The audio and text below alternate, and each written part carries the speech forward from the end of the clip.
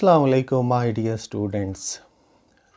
इस दुनिया में हम रहते हैं, हमें ना जाने कितनी मुसीबतें और तकलीफ़ों का सामना करना पड़ता है। और मुसीबत और तकलीफ़ में घिरे हुए इंसान की जो हालत होती है, ये हालत सिर्फ़ वही बंदा ही जान सकता है जो उस तकलीफ़ से गुज़र रहा होता है।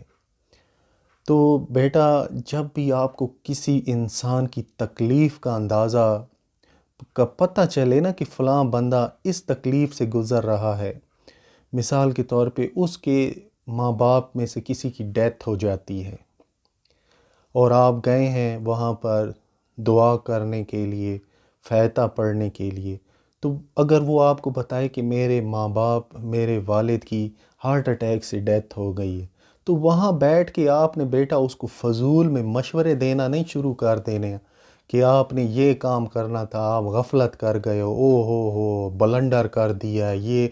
इससे कुछ भी बेटा उस बंदे की तकलीफ़ कम नहीं होगी। आप उसके ज़ख्मों को और ज़्यादा रगड़ेंगे, उसके ज़ख्मों पे नमक रगड़ेंगे, फेंकेंगे, निचोड़ेंगे।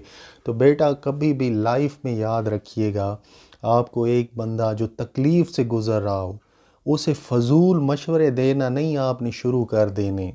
इससे उसकी तकलीफ़ कम नहीं होने वाली, उसकी तकलीफ़ और ज़्यादा बढ़ जाएगी। तो याद रखिएगा बेटा, लाइफ में, सोशल लाइफ में आपका बहुत इंटरेक्शन होगा लोगों के साथ जो न जाने कैसी कैसी तकलीफ़ों से गुज़र रहे होंगे, और आपकी जो फ़ज़ूल मशवरे हैं, आपके जो फ़ज़ूल एडवाइसेस होंगी, वो उनकी तकलीफ़ और ज़्यादा बढ़ा देंगी, क्योंकि जो काम है वो हो चुका है, वो अब वापस वो इर्रिपेरेबल डैमेज फ़र्ज़ करें हो चुका है, और आपके फ़ज़ूल मशवरों से क्या वो डैमेज अब ठीक हो सकता है? बिल्कुल भी नहीं हो सकता।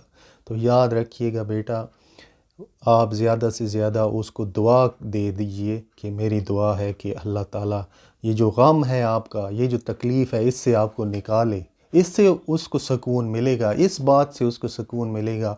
आप जो फ़ज़ूल मशवरे देंगे, इससे और ज़्यादा उसको गुस्सा आएगा।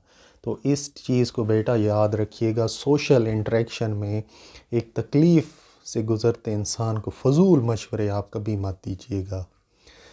इस बात पर लाज़मी आप लोगों ने बेटा ध्यान देना है।